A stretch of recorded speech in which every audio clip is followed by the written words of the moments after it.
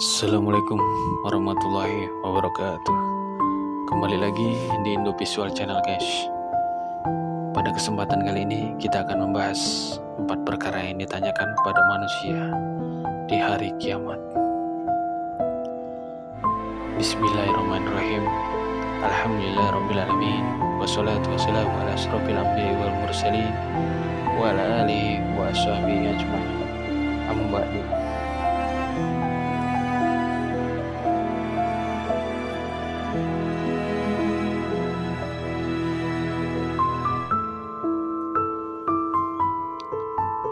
Segala puji bagi Allah Tuhan semesta alam.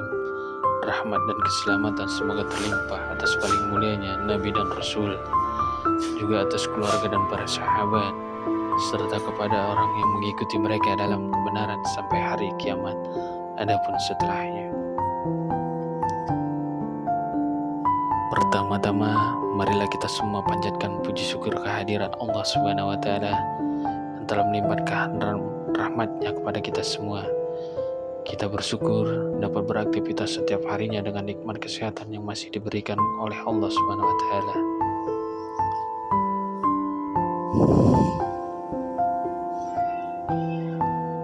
Tak lupa pula salawat dan salam semoga tercurah kepada junjungan kita Nabi besar Muhammad SAW, serta kepada keluarga dan sahabat-sahabatnya yang mulia. Rasulullah SAW pernah menyebutkan dalam hadisnya bahwa setiap manusia nantinya akan mendapat pertanyaan mengenai amal perbuatannya di hadapan Allah Subhanahu wa Ta'ala pada hari kiamat. Pertanyaan tersebut mencakup persoalan umum dan khusus di luar keimanan dan ibadah seseorang.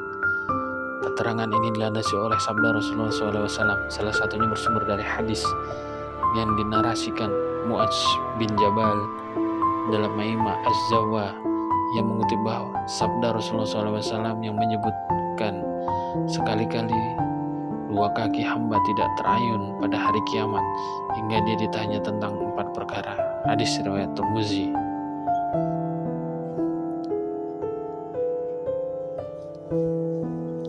Empat perkara yang ditanyakan pada hari kiamat menurut hadis di atas diantaranya yakni tentang usia dan bagaimana seseorang menghabiskannya, tentang masa muda dan bagaimana mereka menjalaninya, tentang harta dan bagaimana dia mencari hingga menjalankannya, serta tentang ilmu, bagaimana diamalkannya. Munziri mengatakan bahwa hadis ini adalah hadis Hasan Sahih, hadis serupa yang diriwayatkan oleh Baihaqi dan lainnya. Mahir Ahmad As-Sufi dalam kitab Al-Ihsan berpendapat keempat perkara tersebut merupakan beban yang diberikan Allah Subhanahu wa Ta'ala kepada hambanya.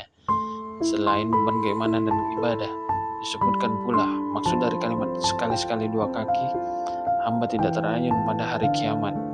Pada hadis di atas terjadi bahwa seseorang hamba tidak akan berpindah ke tempat atau tahapan lain pada hari kiamat kelak sebelum menjawab pertanyaan tersebut.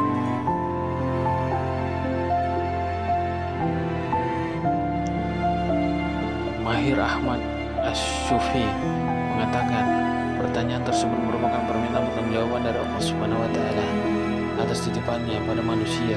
Selain itu, penekanan terkait masa muda seorang, karena pada periode tersebutlah mereka diberi kekuatan oleh Allah Subhanahu wa Ta'ala untuk taat kepadanya. Jika seseorang sudah memasuki masa tua, ia pun lemah untuk melakukan ketaatan dan beban syariat karena kerentatannya tersebut. Demikian penjelasannya. Apakah roh dikembalikan ke jasad saat jawab pertanyaan kubur? Senada dengan itu dikutip dari Syekh Yusuf Al-Qaradawi dalam kitab Al-Islam. Dia senada dengan itu dikutip dari Syekh Al-Nawawi kitab Al-Haq Al-Islam. Tiap manusia akan ditanyakan tentang umur secara umum dan tentang masa muda secara khusus, sebab masa muda merupakan bagian penting dari seluruh umur dan periode di mana masa manusia paling kuat di antara periode hidup lainnya.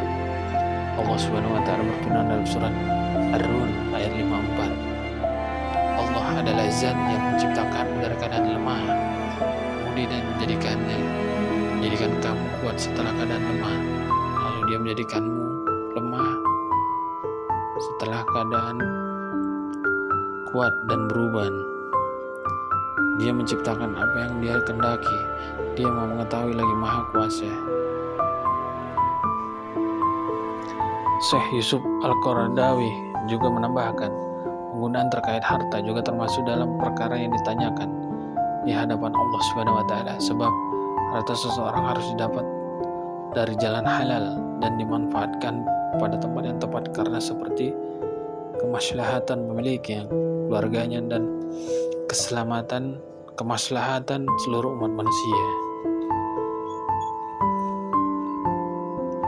Demikianlah 4 perkara yang ditanyakan pada manusia di hari kiamat.